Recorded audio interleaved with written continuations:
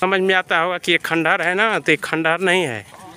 ये जब खंडहर अपने अस्तित्व में था उस समय भारत सोने की चिड़िया कहलाती थी, भारत विश्व गुरु कहलाता था। ये महाबोधि वृक्ष की शाखा है जो ला करके वहाँ वही नहीं पिंडक में जो है इनको में हम कहूँ तो इस पूरे ब्रह्मांड के ऊपर, पूरे इस भूमंडल के ऊपर एक ही भगवान पैदा हुए, वो थे तथागत हैं।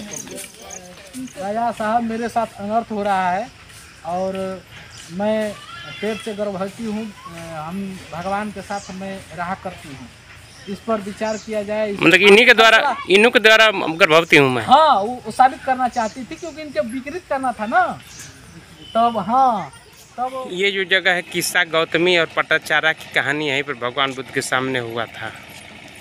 ये देख लीजिए वही जगह है। पर हम लोग जा रहे हैं अभी हम लोग जा रहे हैं जेतवन में, जहाँ पर भगवान बुद्ध ने एक वर्षावास 4 महीने का होता है। वह बरसात का महीने को वर्षावास करते थे उस समय। जी जी। तो 25 वर्ष यहाँ 25 वर्षावास यानी 25 4 महीने वाला वर्षावास यहीं भगवान बिताए थे और यहीं पर लोगों का कल्याण किए हैं। तो उसी में अंदर कुछ है दृश्य देखने के। उनका कहाँ रहते थे, किस स्थल पर उनका निवास था, कहाँ वो चिंचा वाला घटना आया है, कहाँ वो त्रिशा गौतमी चिंचा वाला घटना यहीं पर है। यहीं पर है वो घटना। और गौतमी वाला घटना यही सारा फैसला कहाँ राज दरबार था सब है सारे। हाँ किधर किस कुटिया में भगवान रहते थे सब। जी जी।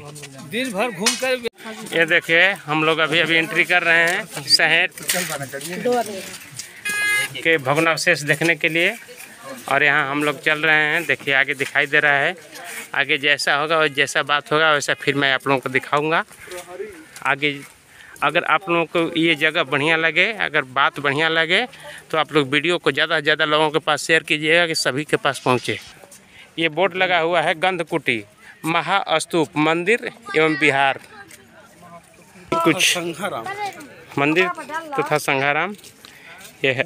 आप लोग इसको पढ़ते जाइएगा, समझ में आता होगा कि ये खंडहर है ना, तो ये खंडहर नहीं है। ये जब खंडहर अपने अस्तित्व में था उस समय भारत सोने की चिड़िया कहलाती थी, भारत विश्व गुरु कहलाता था, भारत विश्व विजयी कहलाता था। अगर ये खंडहर फिर से अगर उजागर हो जाए, इसी तरह का खंडहर के रूप बढ़िया से अगर बन जाए तो समझिए कि भारत विश्व गुरु और विश्व विजेता के नंबर में लग जाएगा।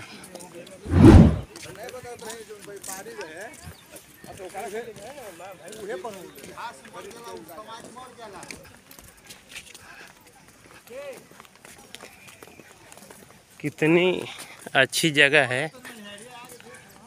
ये सब मिट्टी में दफन हो गया था और दफन इसलिए किया गया था कि आप बराबरी का हिस्सा न मांगें।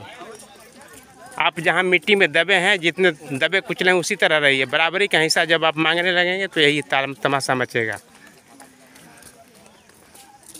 ऐसे लपेट दे ले खुदाई के बाद। स्तूप नंबर 8 है, देखिए स्तूप H। यह स्तूप अत्यधिक पवित्र था, जो इस तथ्य से प्रमाणित होता है कि इसका नाम केवल कई बार पुनर्निर्माण हुआ, अपितु यह गंधकुटी के ठीक सामने अवस्थित था। स्तूप के कुछ अंश गुप्तकालीन, जबकि इसकी सबसे निचली बुनियादें इससे पूर्ववर्ती प्रतीत होता है। यानी कहने का मतलब जो शिलालेख पर लिखा गया है, स्तूप के कुछ अंश गुप्तकालीन, जबकि इसकी सबसे निचली बुनियादें इससे पूर्ववर्ती यानी सम्राट अशोक महान के टाइम का था। ये मंदिर 2। ऐसा विश्वास किया जाता है कि गंधकुटी के मूल स्थान पर इस मंदिर की स्थापना हुई थी। अनाथपिंडक द्वारा जेतवन महाविहार की स्थापना के समय निर्मित गंधकुटी कोसंबकुटी के ही समान जेतवन के पवित्रतम भवनों में से एक था, जिसे बुद्ध ने स्वयं के उपयोग से गौरवान्वित किया था। इसके सबसे निचले वाले भाग के गुप्तकालीन माना जाता है। इन भग्नावशेषों के महत्वपूर्ण अंग इससे स्थित एक पूजागृह तथा उसके सम्मुख स्थित पूर्वाभिमुखी सभा मंडप है। यह भवन जेतवन के सभी भवनों में सर्वाधिक अलंकृत युक्त है। ऐसा विश्वास किया जाता है कि गंधकुटी एक समय में 7 तल युक्त काष्ठ निर्मित भवन था, जिसमें बुद्ध की चंदन की मूर्ति प्रतिष्ठापित थी। फाहियान ने 2 तल वाला ईंट निर्मित भवन ही देखा था। ह्वेनसांग को यहाँ ईंट निर्मित भवन के भग्नावशेष मात्र ही दृष्टिगत हुए। पूजा गृह 2.28 मीटर का वर्गाकार कक्ष है, जिसके भीतर एक ईंट निर्मित चबूतरा है। यह स्फटिकता एवं विशाल मूर्ति की पीठ रही होगी।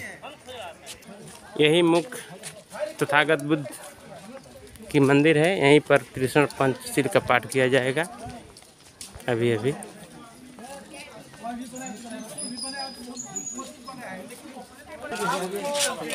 ये भगवानावशेष जो देख रहे हैं, ये जेतवन बुद्ध विहार है। आगे चलते आगे उधर बेड़वन भी लगाया गया है। देखिए आधुनिक युग का बेड़वन लगाया गया है।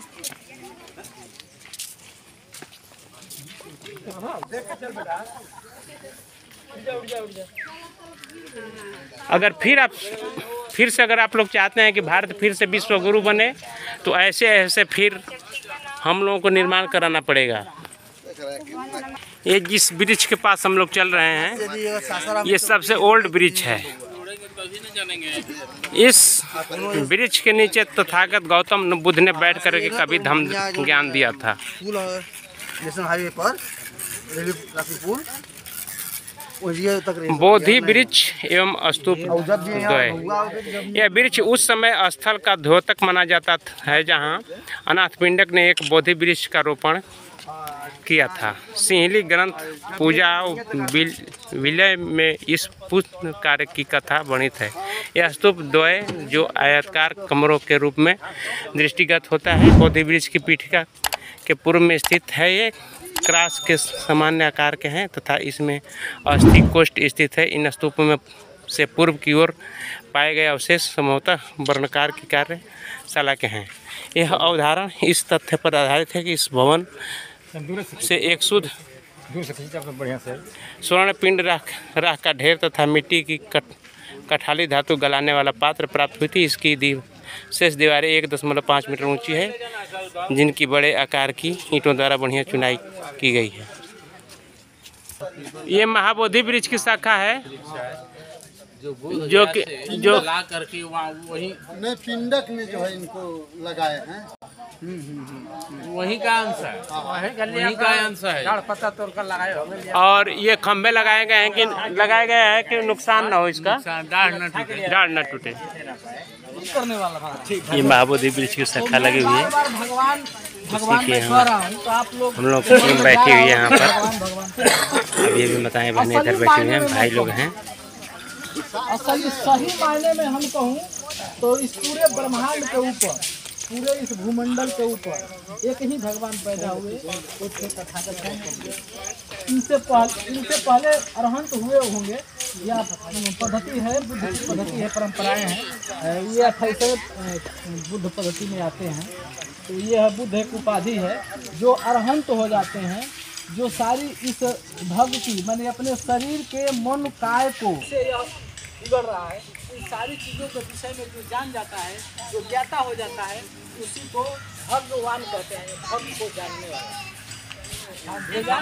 तुम जाओ, उसे कुछ पैसा भी दे दिए लोग, पैसा कौड़ी दे करके उस महिला को लोगों ने तैयार कर लिया था।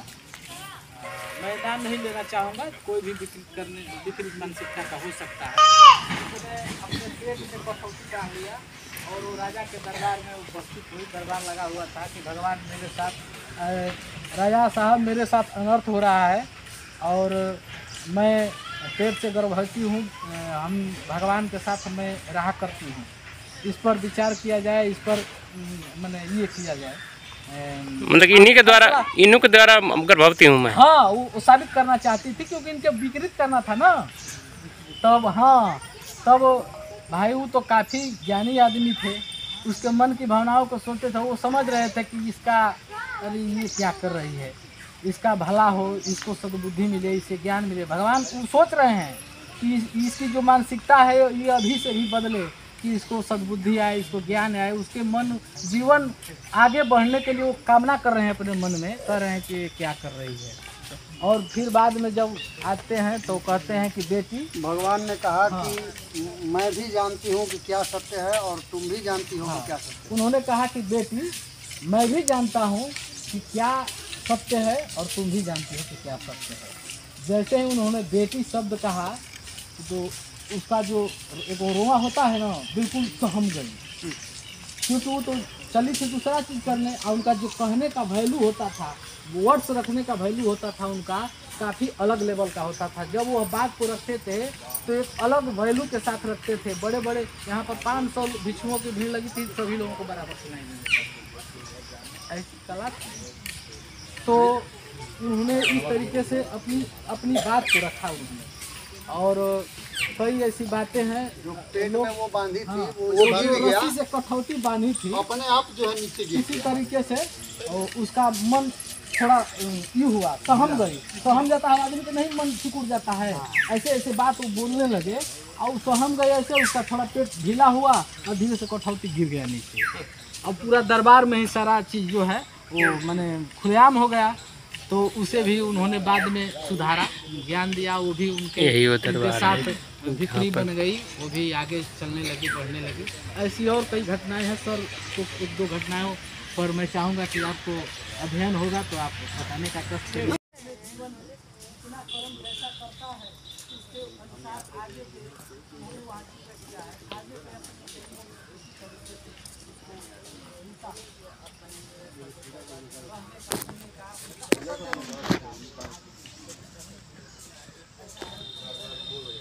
यही हो यहाँ की तथागत गौतम बुद्ध ने किस्सा गौतम में सुनाया था। स्तूप नंबर 5, यह मूलतः एक स्तूप था। इसके ऊपर एक पूजा गृह निर्मित किया गया था, पुनः इसे स्तूप के रूप में परिवर्तित किया गया है। प्राचीनतर स्तूप कुषाण कालीन माना जाता है। यहाँ के ऊपरी स्तरों से 8वीं से 10वीं सदी के मध्य की अभिलिखित मोहरें बड़ी संख्या में प्राप्त हुई है।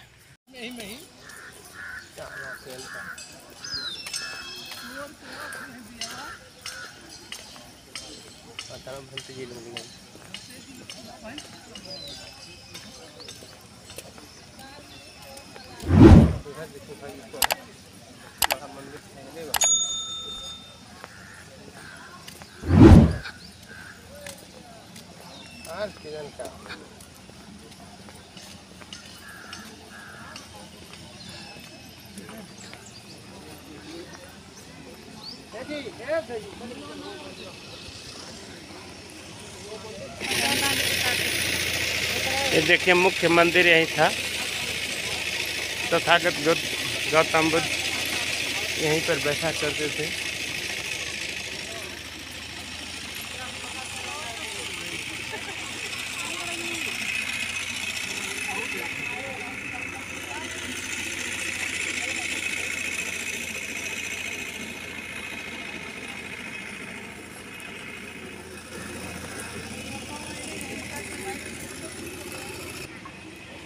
ये जो जगह है, किस्सा गौतमी और पटाचारा की कहानी यहीं पर भगवान बुद्ध के सामने हुआ था। ये देख लीजिए वही जगह है, किस्सा गौतमी और भगवान बुद्ध की पटाचारा। ये मंच है, इसी मंच पर कभी भगवान बुद्ध बैठे हुए थे और वहाँ उधर से किस्सा गौतमी आई और पटाचारा की कहानी यहीं से है। बहुत बहुत धन्यवाद।